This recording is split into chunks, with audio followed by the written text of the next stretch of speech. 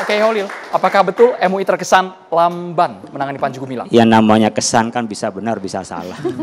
Dan itu sangat subjektif namanya kesan ya. Yang benar bagaimana Pak Kiai? Yang benar kita bekerja, kan ini mulai ada hiruk pikuk, ada viral seperti itu kan kita nggak bisa sekarang ini menghukumi hanya dengan yang viral dipotong-potong dan selanjutnya. Oleh karena itu kita ngecek dulu apakah ini benar videonya, kemudian kita mengidentifikasi di mana letaknya, dalam momen apa dan seperti apa pembicaraan. Jadi lokusnya pun juga kita teliti dalam hal ini.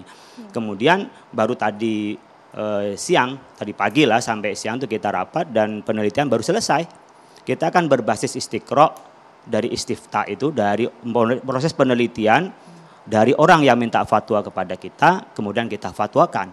Nah sekarang dalam proses finalisasi di dalam fatwa itu, maka saya bilang pekan ini mudah-mudahan bisa diselesaikan, karena kan ini benturan namanya ustadz-ustadz ini kan dengan lebaran Idul Adha banyak ini, kurban dan seterusnya juga khutbahnya, tapi nggak boleh 2 kali ya, 1 kali aja boleh 28 atau 29 gitu ya, jangan dua-duanya gitu ya, dipilih keyakinan yang mana.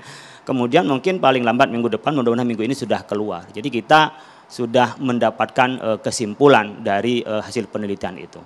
Dan ada 3 indikasi sebenarnya yang bisa kita lihat. Pertama berkenaan dengan penodaan, ya penodaan terhadap agama, penodaan terhadap keyakinan itu. Yang kedua berkenaan dengan kesesatan yang kita bisa mendapatkan indikasinya. Yang ketiga berkenaan dengan penyimpangan gitu ya. Nah, ini dirumuskan oleh kita yang nanti akan dilakukan menjadi fatwa.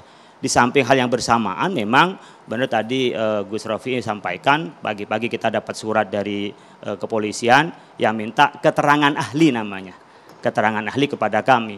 Maka kan kami ditanya ya pasti kami menjawab. Sama dengan orang minta fatwa kepada kami juga pasti keluarkan. Tapi setelah proses tasawurul masalah. Setelah masalah bisa dikuasai penuh oleh kita, sebisa mungkin kita pasti menjelaskan. Karena tak boleh takhirul bayan an waqtil hajah. Tidak boleh kita lambat menjelaskan di waktu yang diperlukan. Jadi sampai sekarang Gus Rofi belum terlambat. Karena belum proses hukum. Nah Gus Rofi juga nggak pernah minta fatwa ke MUI gitu. Jadi kalau kesan, ya tapi saya tidak ingin membanding-bandingkan. Suatu proses, lokus, hal yang berbeda.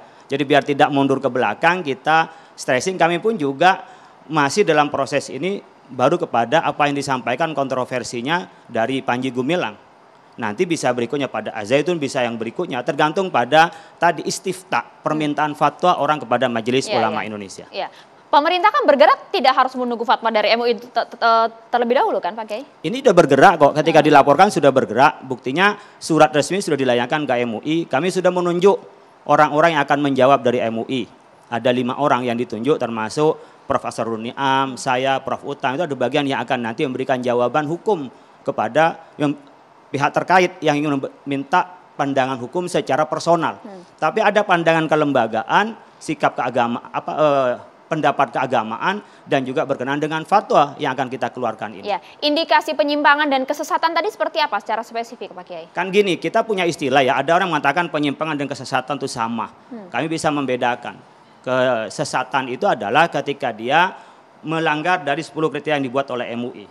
Atas kesepakatan ulama bahwa ada 10 kriteria diantaranya adalah ingkar rukun iman termasuk menafsirkan Al-Quran. Dalam konteks Al-Zaitun?